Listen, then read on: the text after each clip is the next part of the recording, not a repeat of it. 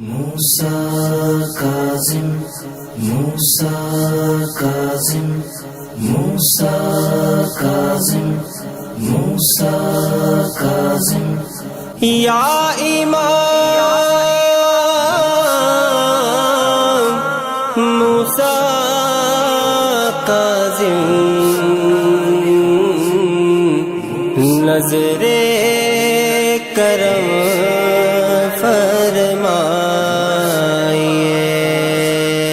اور باب الحوائج کہا جاتا ہے. اور روایت میں یہ ہے کہ خدا میرے پدر بزرگوار امام موسیٰ کاظم سے بغداد کے لوگوں سے اس طرح سے آفتیں دور کرتا ہے اور امان ہے میرے پدر بزرگوار امام رضا علیہ السلام فرماتے ہیں اس موسیٰ کاظم. اور یہاں پر یاد کی جائے حضرت سید العلماء واقعاً آیت اللہ سید علی نقوی جن کو ہم سب نقن صاحب کے نام سے جانتے ہیں کہ واقعاً ایک عجیب چیز ہے کہ جب گئے 1930 یا 1928 کی بات ہے جہاں تک مجھے یاد آ رہا ہے جو میں نے پڑھا ہے کتاب میں، جب گئے نجف میں پڑھنے کے لیے تو کثیر تعداد میں امام موسیٰ کاظم علیہ السلام کی ذریعہ منور سے معجزات صادر ہوئے. تو قبلہ نجف چھوڑ کر گئے، گھروں میں گئے، ملے، سند کو تمام کیا، فلاں محلے میں فلاں تاریخ کو فلاں شخص کی بیٹی کے ساتھ اس کی بینائی آئی، اس کو ٹی بی تھی. ٹی بی آج کل ہم ہنس کھیل کے بتا دیتے ہیں، البتہ اتنا آسان آج بھی نہیں ہے، بیچارے کسی غریب کو ہو جائے تو وہ اس کے لیے بس ختم ہو جاتا ہے مسئلہ. لیکن ٹی بی تھی میں گیا، فلاں چیز تھی میں گیا، یہ مرض تھا میں گیا. تو بیٹھ کر وہاں پر امام موسیٰ کاظم علیہ السلام کے معجزات کو امام کے معجزات کو قبلہ نقن صاحب نے قلم بند فرمایا، کتاب کی صورت میں شائع کیا. یہ امام موسیٰ کاظم علیہ السلام. اور ابھی بھی آپ کو خدا نصیب کرے انشاءاللہ ہم سب کو زیارت.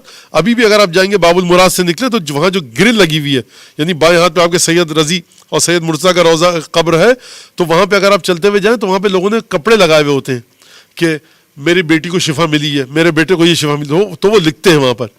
اچھا، لوگ کہتے ہیں اس کو لکھنے کی کیا ضرورت ہے؟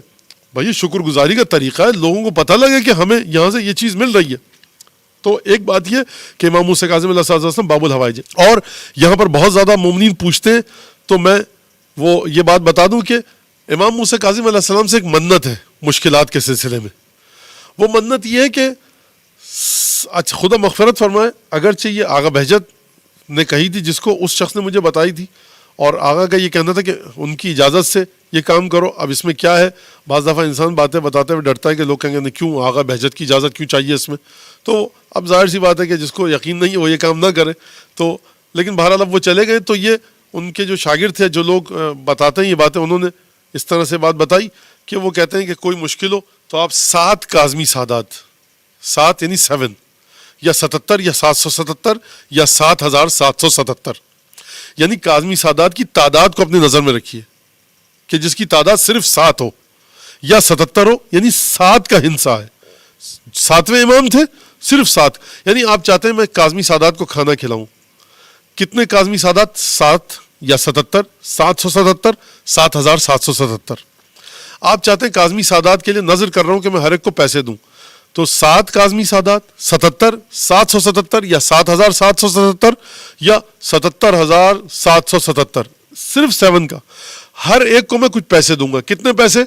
7 روپے، $7، 7 ریال، 7 درہم، 7 دینار، 7 سونے کے سکے، 77 ریال، 77 روپے، $77.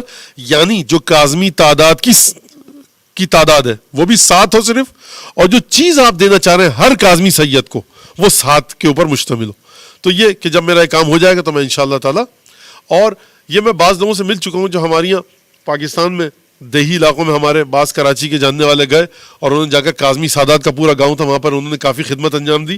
تو وہ 4-5 لوگ تھے، وہ کہنے لگے کہ ہماری زندگی میں عجیب طرح کی برکتیں پھر آئی ہیں کاظمی سادات کی خدمت کرنے کی وجہ سے. اور ایک مظلومیت کی داستان ہے امام موسیٰ کاظم علیہ السلام کے فرزندوں کی، واقعاً جس کو دیکھ کر انسان تمام ائمہ کے جو اولادیں ان کی داستان بڑی مظلومیت سے بھری ہوئی ہے. لیکن بہرحال امام موسیٰ کاظم علیہ السلام کے بڑے حالات مختلف ہیں.